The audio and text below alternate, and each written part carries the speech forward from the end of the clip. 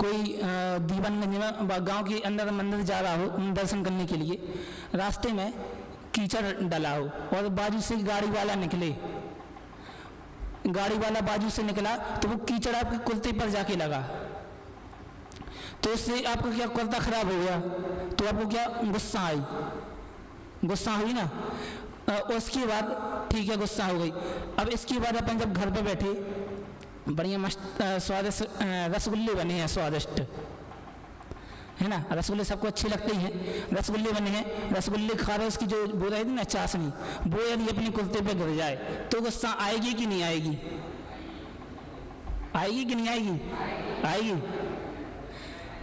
हाँ, जिसको यदि नहीं आएगी तो उसकी दृष्टि अलग है, और जिसको यदि नहीं आएगी तो उसकी दृष्टि अलग है। जिसको गुस्सा नहीं आई उसकी दृष्टि में क्या है कि भाई जो रसगुल्ला भाई इतने अच्छे तो रसगुल्ले बने यार, अब गिर गया तो हो गया तो हो गया। मतलब यहाँ पर दृष्टि में फेर है। लेकिन उसी प्रकार से जो पुण्य और पाप है, जब कुर्ते पर कीचड़ लगा तो गुस्सा आई, और जब कुर्ते पर रसगुल्ले की वो चाशनी होती वो गिरी तो क्या गुस्सा आई या नहीं है वो अलग अपेक्षा है ना। मतलब इन दोनों चीजों में एक बात कॉमन है। कॉमन बात क्या है?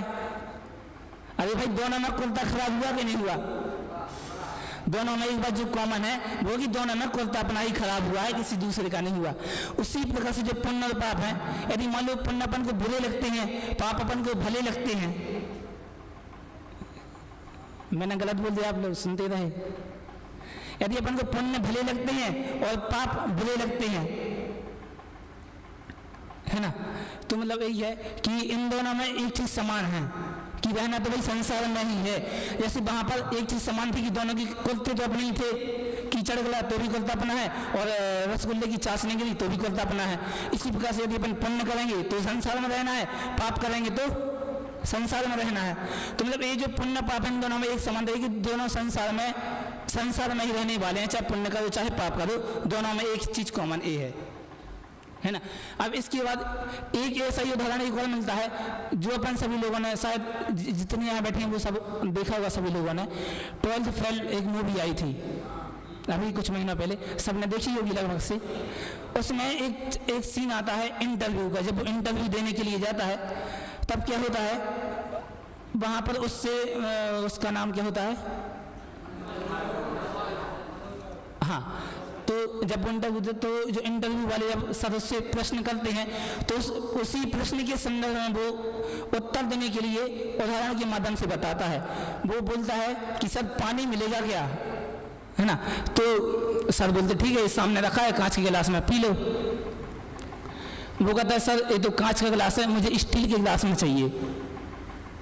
तो सर कहते हैं भाई क्या दिक्कत है, पानी तो पानी है, चाहे कांच के गिलास में हो चाहे स्टील के गिलास में हो।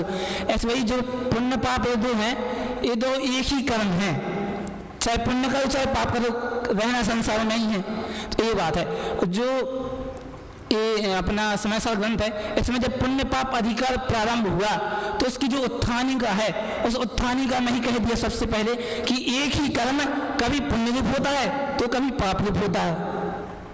ये जो समाचार है इसको आचार्य रामचंद्र देव ने जो टीका की है उसको नाटक के रूप में लिखा है। जैसे जो यहाँ पर बात आई एक कर्म है और पुण्य और पाप, तीन चीजें यहाँ पर हो गई। तो जो एक कर्म है मतलब कि यहाँ पे एक नाटक चल रहा है ना, पुण्य पाप का भी नाटक यहाँ पे चल रहा है। तो इसमें जो एक कर्म है वो है एक पात्र है, और पुण्य और पाप ये दो रूप अभिनय कर रहा है। बात क्लियर है? जो एक नाटक यहाँ पे चल रहा है तो एक ही पात्र दो रोल कर रहा है, एक पुण्य का भी कर रहा है और पाप का भी कर रहा है, लेकिन अज्ञानी जीव इसको नहीं पहचान पाता। ये बात है। अपन अब देखते हैं कि गाथा नंबर 145 में पुण्य पाप के संबंध में क्या बात आई है। शुरू करते हैं। गाथा मेरी बात सब लोग रिपीट करेंगे। कम सोहम कुशीलम सोहे कम मन चाबी जाने सुशीलम कहतम होदि सुशीलम जम संसारम पवेसेदी। पीछे गाथा का अनुवाद लिखा होगा, एक साथ पढ़ेंगे। है कर्म अशुभ कुशील रुझानो सुशील शुभ कर्म को किस रीति होए सुशील जो संसार में दाखिल करे। क्या बात कही है। यहाँ पर बात आई है कि अपन पहले गाथा से अर्थ देखते हैं। कम शुभम कुशीलम, कम मतलब कि कर्म, और फिर यहाँ पे मान से आ निकल जाएगा तो हो गया अशुभम। अशुभम मतलब अशुभ, जो अशुभ कर्म है, मतलब ये कहें कि जो पाप कर्म है वो कैसा है, कुशील, कुशीलम, कुशीलम मतलब कि कुशील है, अच्छे नहीं है, बुरे हैं। फिर आगे बताया सुकम्मम चाबी जाना सुशीलम, और यहाँ पर बताया कि जो शुभ कर्म है वो कैसे हैं, सुशील हैं। फिर बताया कहे तम होती सुशीलम, कहे मतलब कहे, तम मतलब कि उसको, किसको, पुण्य को सुशील कैसे कहें। यहाँ बताया ना कम कहे तम होती सुशीलम, अर्थात कैसे कहें उसको सुशील, किसको, पुण्य को, पुण्य को सुशील कहा। तो बता कहे तम होती सुशीलम, कैसे कहें उस पुण्य के लिए सुशील। जन संसारम भवे से भी, जो संसार में ही भ्रमण कराने वाले हैं, जो संसार में ही रखने वाले हैं। बात है भैया ऐसी बात क्यों करते हो, पुण्य करते तो अच्छी बात है, पाप करते तो बुरी बात है। हमें बताया भाई पुण्य करेंगे तो क्या होगा, स्वर्ग में जाएंगे, है ना। यदि स्वर्ग में नहीं जाएंगे तो फिर मनुष्य गति तो अपनी फिर है ही, और यदि पाप करेंगे तो क्या होगा, या तो नरक गति में जाएंगे या फिर त्रिंच गति में। मतलब चार गतियों में ही है। अपन यदि पुण्य भी कर रहे हैं तो हद से तक कहाँ जा सकते हैं, स्वर्ग में जा सकते हैं। लेकिन जो स्वर्ग है वो कहाँ है, वो भी संसार में है, और जो नरक है वो कहाँ है, वो भी संसार में। चाहे अपन पुण्य करें चाहे पाप करें, दोनों में एक चीज कॉमन है, संसार। इतनी बात क्लियर है। यहाँ पे यही बात आई है कि जो अशुभ कर्म को कुशील कहा है, पहले तो यहाँ बात आई कि अशुभ कर्म कुशील है और शुभ कर्म सुशील है। पर यहाँ पर ज्ञानदेव कहते हैं कि भैया वो चीज सुशील कैसे हो सकती है, वो चीज सुख को देने वाली कैसे हो सकती है, वो चीज आनंद को देने वाली कैसे हो सकती है, क्यों नहीं हो सकती है, क्योंकि जन संसारम पवे से भी, वो खुद संसार में भ्रमण कराने वाली है। चाहे पुण्य करें चाहे पाप, रहना संसार में ही है। और देवशास्त्र पूजन में आता है दिन रात सवासो भावों से मेरा व्यापार चला करता, मानस वाणी और काया से आश्रय का द्वार खुला रहता। क्या बात आई, दिन रात सवासो भावों से, चाहे शुभ भाव हो या अशुभ भाव, दिन रात हम यही तो कर रहे हैं। और क्या होता है, इससे मेरा व्यापार चला करता। मेरा व्यापार मतलब मेरा जीवन अपने यही में तो चल रहा है। अभी जैसे यहाँ बैठे तो पुण्य कर रहे हैं, भाई रूम पे जाके फोन चलाएंगे तो पाप करेंगे, यही है ना। मतलब यहाँ बैठे तो कुछ अच्छी चीज सुन रहे, बाहर जाएंगे तो अपने लगे हैं मस्ती करने में। मतलब दिन रात शुभ और अशुभ भावों से ही यह मेरा व्यापार चल रहा है। और क्या हो रहा है, मानस वाणी और काया से आश्रय का द्वार खुला रहता। भाई अपने पुण्य पाप करेंगे तो क्या होगा, आश्रय का द्वार खुला ही है। आश्रय का द्वार खुला है मतलब संसार में ही है, अपन संसार में ही रह रहे हैं। इससे संबर का द्वार खुलने वाला नहीं है, इससे आश्रय का ही द्वार खुलने वाला है। और यदि आश्रय का द्वार खुलेगा तो क्या होगा, संसार में ही रहेंगे, है ना। तो ऐसी बातें यहाँ पे आई है। और इसके बाद जो 101 नंबर का, इसी के जस्ट ऊपर एक क्लास आता है 101 नंबर का क्लास, इसका जो पद्यानुवाद आदरणीय छोटे दादा हैं उन्होंने जो किया है वो बहुत बढ़िया। मतलब उससे अपन को एक बार में क्लियर हो जाएगा कि जो पुण्य और पाप हैं दोनों किस प्रकार से संसार में ही रखने वाले हैं, किस प्रकार से दोनों हम एक हैं, इसकी बात आई है। तो इसकी पीछे पीडीएफ में अभी आने वाला है छोटे दादा वाला पद्यानुवाद, है ना। तो सब लोग एक साथ मिलकर ये अपन बोलेंगे। दोनों जन्म एक साथ शूद्रा के घर में, एक पला बावन के घर दूजा निज घर में, एक छूना मध्य ब्राह्मणत्व विमान से, दूजा डूबा रहे उसी में शूद्र भाव से। जाति भेद के भ्रम से ही यह अंतर आया, इस कारण अज्ञानी ने पहचान न पाया। पुण्य पाप भी कर्म जाति के जड़वा भाई, दोनों ही हैं हे मुक्ति मार्ग में भाई। अरे पुण्य अरे पाप कर्म का हेतु एक है, आश्रय अनुभव और स्वभाव भी सदा एक है। अतः कर्म को एक मानना ही अभिष्ट है, भले बुरे का भेद जानना ठीक नहीं है। क्या बात आई यहाँ पर? जो भी गाथा नंबर 145 में जो बात हुई है कि पुण्य और पाप समान है, ये बात सबको क्लियर है ना? पुण्य पाप समान कैसे है? पहले इन्होंने बताया कि जो पुण्य है वो अशुभ कर्म जो पाप है वो कुशील है, और जो शुभ कर्म पुण्य है वो सुशील है। लेकिन वो उसी बात को पक्ष करते हुए जिनेंद्र ने क्या बात रखी कि वह सुशील कैसे हो सकता है, वह पुण्य सुशील कैसे हो सकता है जो संसार में ही रखने वाला हो। मतलब पुण्य और पाप दोनों को एक कर दिया, पुण्य से भी संसार में रहेंगे और पाप से भी संसार में रहेंगे। अब पुण्य पाप से संसार में रहेंगे ये बात समान हो गई, लेकिन अब जो ये दोनों समान कैसे हैं हमें भाई समझ में भी नहीं आया। आपने बोल दिया कि दोनों समान है, हम कैसे मानना समान? पहले मैं प्रमाण तो दो कुछ। तो इसी बात के प्रमाण के लिए एक 101 नंबर का कलश आता है, और इस कलश के बाद एक आचार्य अमृतचंद देव ने टीका पर भी बड़ी व्याख्या की है, अब भाई अपने उस पर भी बात करेंगे। अभी जो कलश आया है छोटे दादा ने जो इसका पद्यानुवाद किया है, अपन इसको समझते हैं। क्या बात आई कि दोनों जन में एक साथ शूद्रा के घर में एक शूद्रा होती है, शूद्र सब समझते ही होंगे। तो क्या आई है कि दोनों जन में एक साथ शूद्रा के यहाँ 2 जुड़वा बच्चों का जन्म हुआ। ये मतलब उदाहरण के माध्यम से बता रहे हैं कि एक शूद्रा के घर में 2 जुड़वा बच्चों का जन्म हुआ। उसके बाद क्या हुआ? एक तो ब्राह्मण के घर में पला बड़ा हुआ और एक अपने स्वयं के घर में पला बड़ा हुआ है। अब देखिए जो ब्राह्मण का घर है उसके रीति रिवाज अलग चलते हैं, लेकिन जो शूद्र के घर है उसके यहाँ पर रीति रिवाज अलग होते हैं। ब्राह्मण के यहाँ रीति रिवाज में क्या है? मध्य मास का सेवन नहीं करना पड़ेगा, क्योंकि वहाँ का जो मुख्य ब्राह्मण तो अभिमान होता है, ब्राह्मण का स्वाभिमान होता है, वो तो मध्य मास का त्याग होना मिलता है। यहाँ शूद्र के यहाँ क्या होता है? मध्य मास का सेवन करना, भाई वो तो परंपरा का चल ही रहा तो करते ही है ना। तो क्या बताया कि दोनों जन में एक साथ शूद्रा के घर में एक पला बावन के और एक पला निज घर में, एक छुए ने मध्य ब्राह्मण अभिमान से उसका स्वाभिमान मध्य मास को ग्रहण नहीं करेगा, टच भी नहीं करेगा। और क्या बताया? दूजा डूबा रहे उसी में शुद्ध भाव से, शुद्ध घर में रहता है तो बुद्धू करना ही पड़ेगा, जो चलाना पड़ेगा। फिर आगे बात आई जाति भेद के भ्रम से ही यह अंतर आया। जाति भेद क्या हो गई? एक ब्राह्मण के यहाँ पला बड़ा हुआ है और एक शूद्र के यहाँ पला बड़ा हुआ है। ये दोनों हैं अलग अलग, ये दोनों हैं तो एक ही माँ के पुत्र ना, लेकिन दोनों में भिन्नता क्या गई? एक ब्राह्मण के यहाँ पला बड़ा हुआ है, एक शूद्र के यहाँ पला बड़ा हुआ है। तो क्या बताया कि जाति भेद के भ्रम से ही यह अंतर आया, इस कारण अज्ञानी ने पहचान न पाया।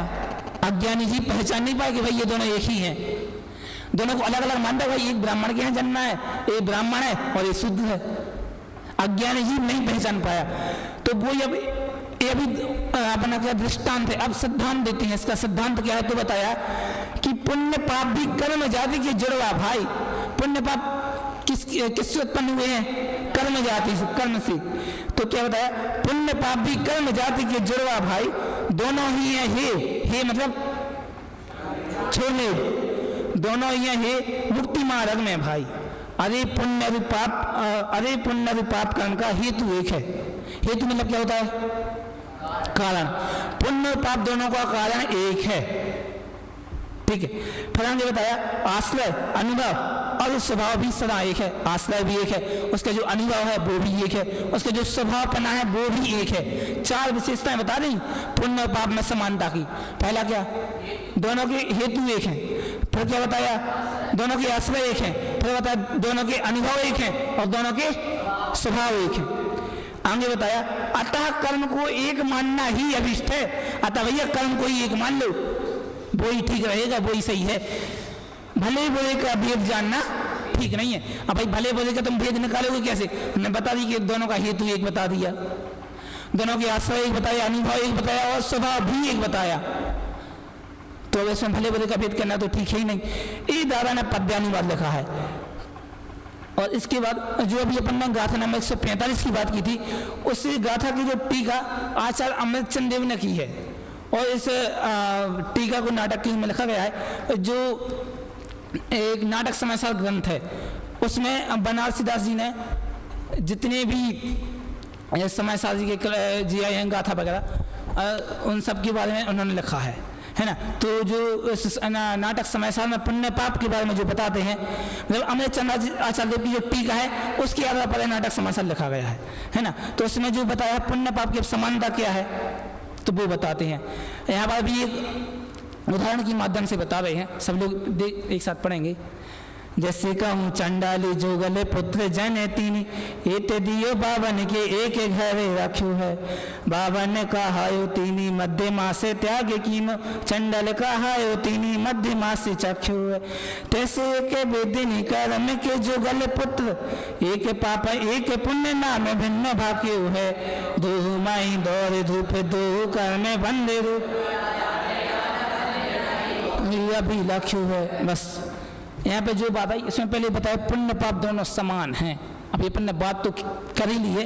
जो दादा ने पद्यानुवाद लिखा उसमें अपन ने क्या क्या देखा, चार अंतर, हेतु का अंतर, आश्रय का अंतर, अनुभव का अंतर और स्वभाव का अंतर, ये चार अंतर बताए। अब इसमें भी बता रहे हैं, इसमें अपन देखते हैं किस किस कारण का अंतर कैसे आया ये इसमें बताने वाले हैं।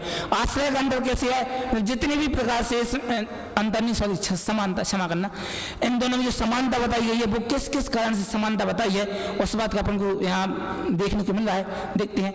जैसे कहूँ चंडाली जुगल पुत्र जनेतिनी, वहां पे शूद्र कहा था, यहाँ पे चांडाली कहा है, इतना ही अंतर है बस, और कुछ अंतर नहीं है। क्या कहा, जैसे कहूँ चांडाली जुगल पुत्र जनेतिनी, एक दिए बावन के और एक घर रखे हो, एक ब्राह्मण को दे दिया और एक अपने घर में रखा है। फिर क्या बताया, बावन कहायो तिनी मध्य मास से त्याग कीनो, बावन क्या कहता भैया, मध्य मास का त्याग कर दो।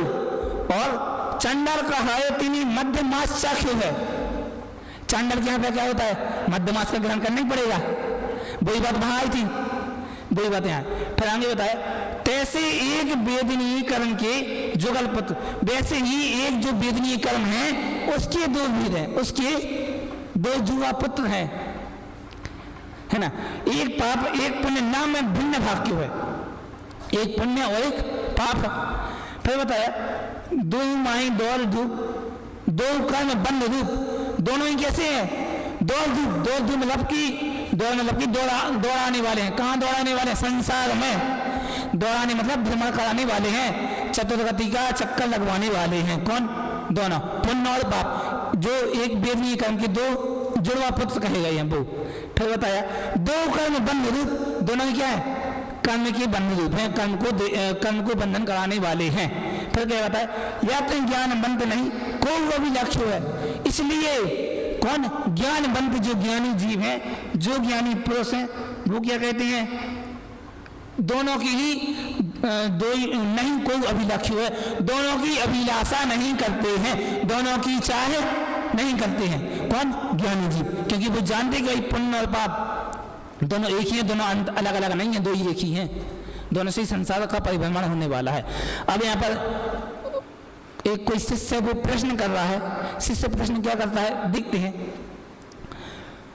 कोई शिष्य कहें गुरु पाही, पाप पुण्य दो सम नाही, कवन रस स्वभाव फल न्यारे, एक अनिष्ट लगे एक प्यारे। क्या बात आई, कोई शिष्य कहें गुरु पाही, कोई शिष्य क्या करता है, गुरु के पास जाता है और क्या करता है, गुरु से कहता है, कहें गुरु पाही, गुरु के पास जाकर कहता है, क्या कहता है, पुण्य पाप दो सम नाही, पुण्य और पाप जो दो हैं ये दोनों समान नहीं है, दोनों वही अंतर है। अभी अपन ने जो बात पढ़ी दोनों भाई एक ही पढ़े, अपन ने दो ही, अपन ने अभी जितनी बात करी अपन को ही पता क्या चला कि भाई दो ही एक ही हैं। क्यों दोनों एक हैं, क्योंकि भैया दोनों से संसार ही होने वाला है। अपन ने ये भी पढ़ा और यही बात अभी जो शिष्य प्रश्न कर रहा है उसने भी ये बात पढ़ी, वो क्या कहता है, भैया मैंने तो अंतर देखे हैं। क्या बता रहा है कि कोई शिष्य कहे गुरु पाही, पाप पुण्य दो सम नाही, दो ही समान नहीं है। समान नहीं है तो भैया कारण बताओ क्यों समान नहीं है, कुछ प्रमाण दो तब तो मानेंगे। तो वो शिष्य यहाँ पर प्रमाण दे रहा है कि कारण रस स्वभाव फल ने आवे। अभी बात आई थी कि दोनों का हेतु एक है, दोनों की आश्रय एक है, दोनों का अनुभव एक है, दोनों का स्वभाव एक है।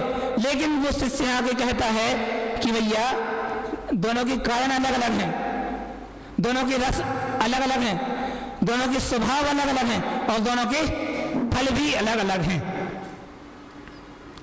है ना। एक अनिष्ट लगे पर एक अच्छा लगता है और एक बुरा लगता है। अभी यहाँ बैठे हैं तो किसी को अच्छा लग रहा होगा, किसी को बुरा लग रहा होगा, है ना। मैं अपन जब पुण्य करते हैं तो अच्छा लगता है, भाई हमने आज अच्छा काम किया, आज जैसे भगवान जी का परिमार्जन हुआ विशेष रूप से, तो जिसकी भाव अच्छे होंगे तो अच्छा लगेगा। अब यदि किसी का मन नहीं होगा, उससे यदि यहाँ पर जबरदस्ती करवाया गया होगा तो क्या, अरे कहाँ फंस गए आप। मतलब एक अच्छा लगा एक बुरा लगा, ये मतलब कि यदि जिसके मन में पुण्य होगा तो उसको अच्छा लगेगा, यदि पाप भाव अंदर होंगे तो बुरा लगेगा, तो है ना। तो वही बताया कि दोनों में 4 प्रकार का अंतर बताया है। कारण का अंतर है, रस का अंतर है, स्वभाव का अंतर है, फल का अंतर है, और इसलिए एक अनिष्ट लगता है और एक प्यारा लगता है। अब इसी बात को और दृढ़ करते हैं कि दोनों में अंतर है। जो 4 अंतर बताए, कारण रस स्वभाव फल, तो ये अंतर आपने बता दी, लेकिन अंतर है कैसे, इनका विशेष खुलासा तो कर, तब तुम समझेंगे। आपने बस बोल दिया कि दोनों में अंतर है, क्या अंतर है तो बता दो। तो अब यहाँ पे आगे अंतर बताते हैं। संकेले से परिणाम सो पाप बंद हुई, विशुद्ध सो पुण्य बंद, हेतु भेद मानिए।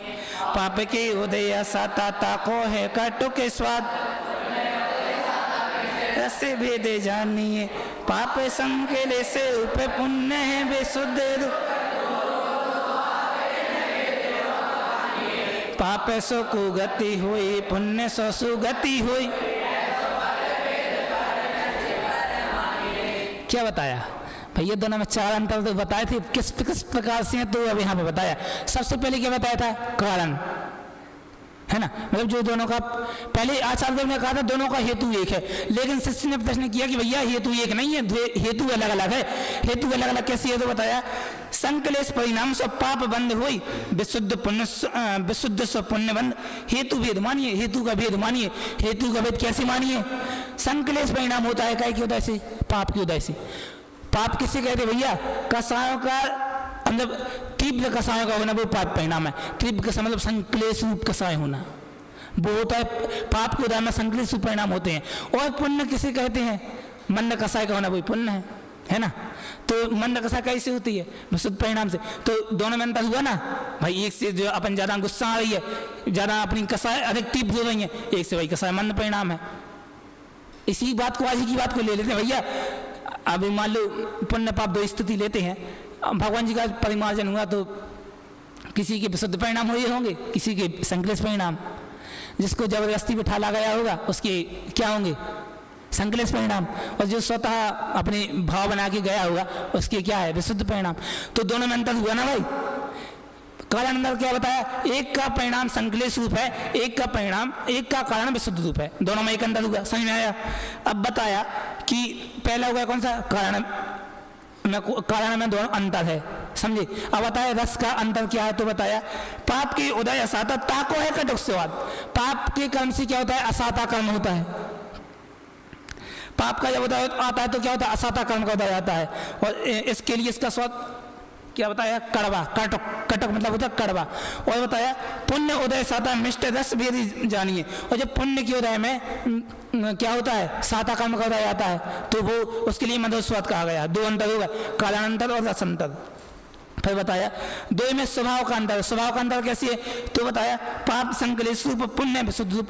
पाप का स्वभाव कैसा है, संकलेश परिणामी पाप का स्वभाव है, और पुण्य का स्वभाव क्या है, विशुद्ध परिणामी है।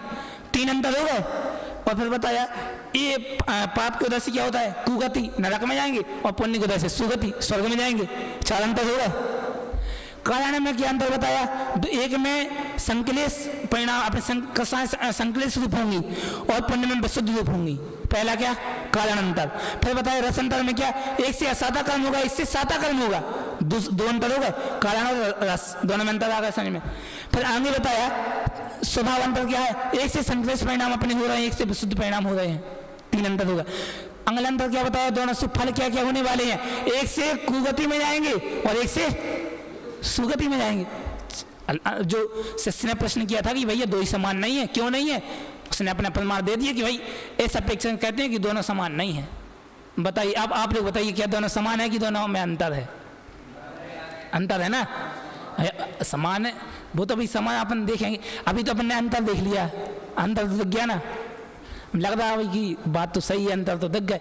तो अब इन दोनों ये जो अंतर बताए, अब जो आचार्य देव हैं इसका निराकरण कैसे करते हैं, तो उसकी बात हमें आपने बताई है कि जो शिष्य ने शंका की है उस शिष्य की शंका का समाधान क्या है।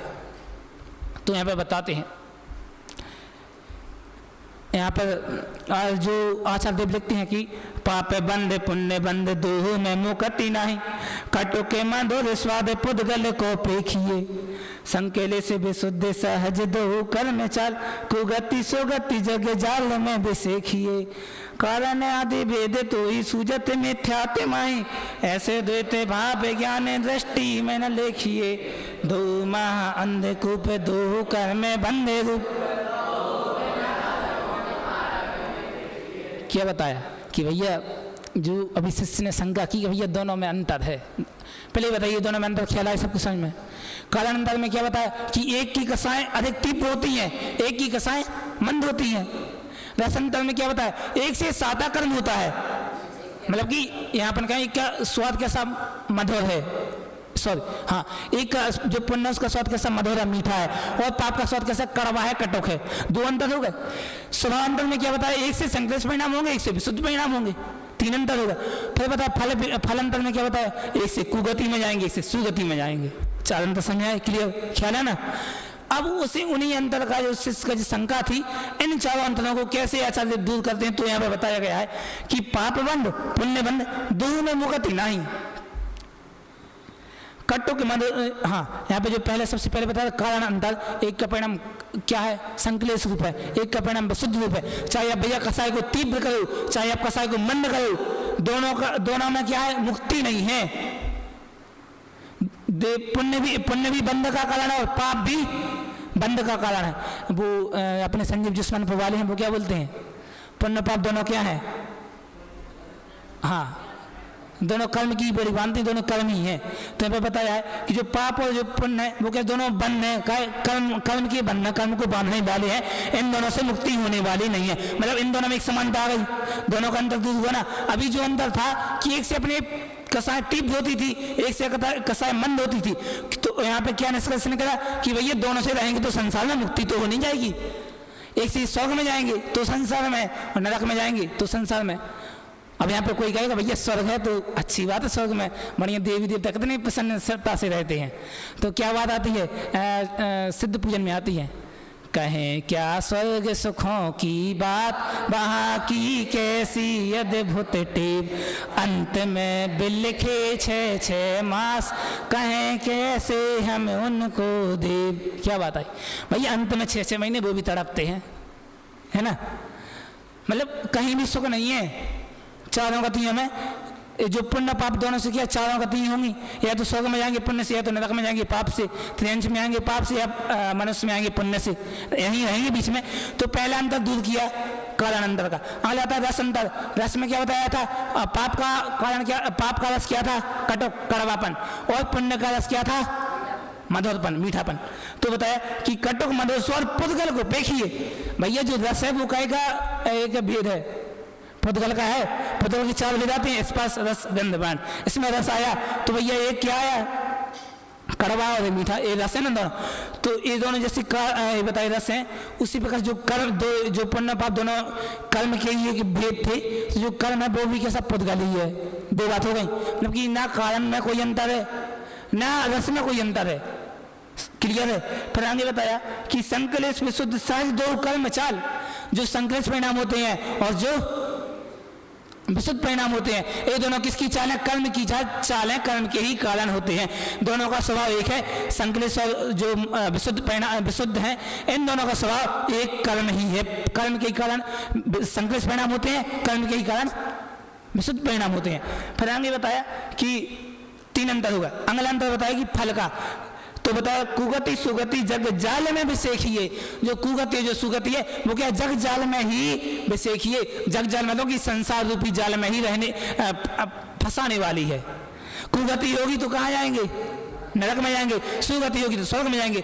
मतलब इन चारों में से एक मात्र निष्कर्ष यही निकला है कि इन दोनों से संसार में ही रहने वाले हैं। क्लियर है? जो शिष्य की शंका थी आप कहें, जो अपन सबकी भी शंका थी, वो सब दूर हुई ना।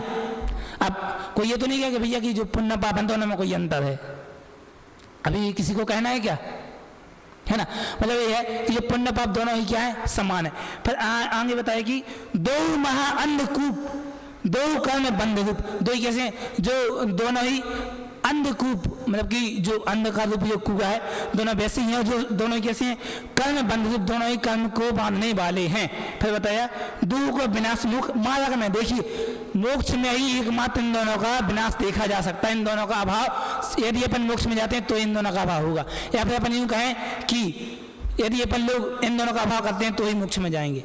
इसके बाद अपन जो सीमना पूजन में फल का छंदा था उसमें क्या बताते हैं कि शुभ अशुभ वृत्ति एकांत दुख अत्यंत मलिन संयोगी है, अज्ञान विधाता है इसका निश्चित चैतन्य विरोधी है। क्या बात है यहाँ पे कि शुभ और अशुभ वृत्ति कैसी है? एकांत दुख है और कैसी है? अत्यंत मलिन संयोगी। इन दोनों का विधाता कौन है? अज्ञान विधाता है इनका। अज्ञान के कारण से ये दोनों शुभ अशुभ वृत्तियां होती हैं, पुण्य पाप परिणाम होते हैं, है ना। तो बताया कि शुभ अशुभ वृत्ति एकांत दुख अत्यंत मलिन संयोगी है, अज्ञान विधाता है इसका निश्चित चैतन्य विरोधी है। और कैसी है? कांटों से पैदा हो जाती चैतन्य सदन की आंगन में। अपने जो चैतन्य जो अपनी आत्मा है इसमें कांटों की तरह पैदा हो जाती हैं। जिस प्रकार से आंगन में कांटे उत्पन्न होने लगते हैं, उसी प्रकार से अपने चेतन में पुण्य पाप रूप कांटे उत्पन्न होने लगते हैं, है ना। तो इन पुण्य पाप को दूर करें और इन दोनों में कोई अंतर नहीं, इन दोनों में समानता है। ये दोनों संसार में ही भ्रमण कराने वाले हैं। इसी बात को अपन समझें और वास्तविकता में पुण्य पाप को छोड़ें। इसी तरह से अपन अपनी बात को यहीं पर विराम देते हैं। ओम नमः सिद्धेभ्यः।